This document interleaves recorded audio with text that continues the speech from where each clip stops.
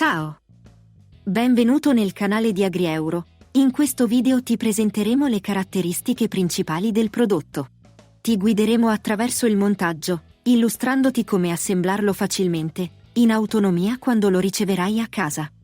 Ma prima di iniziare, voglio ricordarti che AgriEuro è l'unico e-commerce che permette una fornitura completa di pezzi di ricambio per tutta la vita del tuo prodotto. In caso di necessità, per riparazioni o assistenza, offriamo un supporto completo, grazie a una maxi officina interna, o attraverso uno dei 400 centri assistenza partner, sparsi in Europa.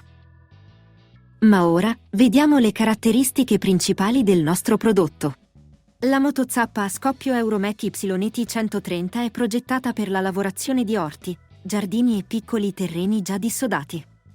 La struttura in acciaio mantiene stabilità durante la fresatura anche su superfici irregolari e consente di operare su leggere pendenze fino al 10%. L'apparato fresante utilizza un rotore in acciaio con 6 file di zappe e una larghezza di lavoro regolabile da 60 a 90 cm. Le zappe penetrano nel terreno fino a 15 cm, sminuzzando le zolle e rimescolando lo strato superficiale per la preparazione del letto di semina. I dischi laterali aiutano a contenere la terra all'interno del solco e migliorano la precisione vicino a bordure e filari.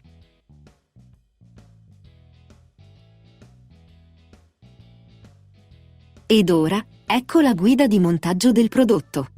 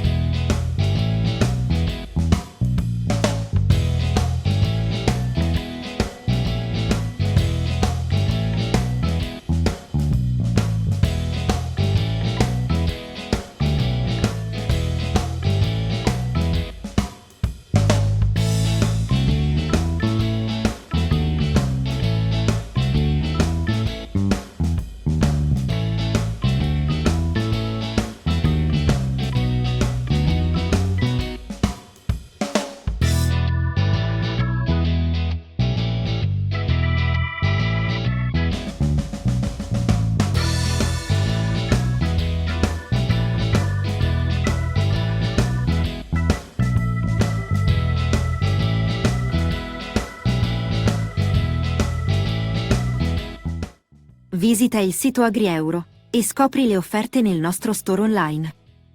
Clicca sul link in descrizione per saperne di più.